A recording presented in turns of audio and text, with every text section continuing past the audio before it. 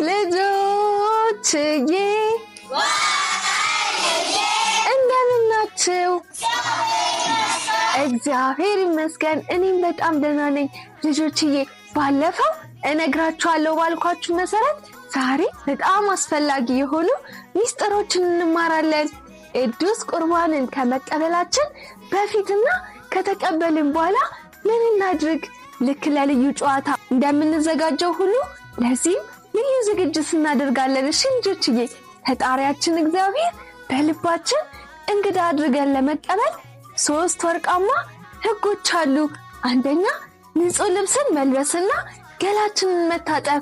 ልክ ለፈጣሪያችን ለእግዚአብሔር ልደት ስጦታ ልንሰጠው እንደምንዘጋጅ ሁሉ ገላችንን በደንብ እንታጠብ። እሺ ንጹህ ልብስንም እንልበስ። እሺ ጎበዞች።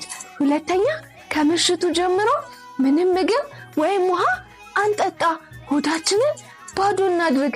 ቅዱስ ቁርባን ሆዳችን ውስጥ ብቻውን እንዲገባ ቦታ እንስጠው። እሺ ማታ እማዬና አባዬ አሁን ምግብ በቃችሁ እስኪሉን ድረስ ከበላን በኋላ ከዛ ምንም አንበላም አንጠጣም። እሺ ጎበዜን ጀግኖች። ሶስተኛው ደግሞ ይቅርታ ነው። እማዬና አባዬን አንታዘዝም ብለን ከተጣላን ከእህቶቻችን ከወንድሞቻችን ወይም ከጓደኞቻችን ጋር ተጣልተን ከሆነ ቅድሚያ ይቅርታን ጠይቅ። እሺ ኢሳይያስ ቁርባን መቀበል የፈጣሪያችን እግዚአብሔር ትእዛዝ ነው። እሺ ጎበዜኔ ጓደኞች። ሌላው የሚቀረን ደግሞ ቅዱስ ቁርባንን ከተቀበልን በኋላ የምናደርጋቸውን ነገሮች እነግራችኋለሁ። አሁን የፈጣሪያችን እግዚአብሔር ስጦታን ተቀብለናል።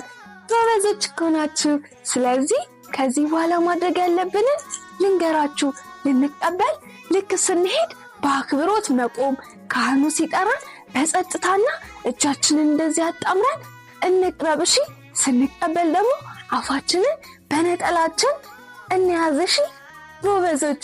ቀጥሎ የቅዳሴ ጸበላችንን ጠጥተን እማዬና አባዬ ወደ ቤት እስኪወስዱን ድረስ ቁጭ ማለት አለብን። እሺ ጎበዞች። ልጆችዬ እቤት ከገባን በኋላ ደግሞ አፋችንን ምግብ እስክንቀምስ ድረስ መሸፈን አለብን። እሺ ወሬ አለማውራት፣ አለመሯሯጥ፣ አርፎ መቀመጥ፣ እንዳያስመልሰን የሚበቃንን ያክል ምግብ መብላት፣ እጃችንና ሰውነታችንን አለመታጠብ፣ ሰውነታችን እንዳይደማ ጨዋታ ለዛሬ አይፈቀድም። እሺ ጎበዞች። ምራቃችንን ደግሞ አለመጥፋት። እነዚህ ቅዱስ ቁርባንን ከተቀበልን በኋላ ምናደርጋቸው ናቸው። እሺ የኔ ጎበዞች።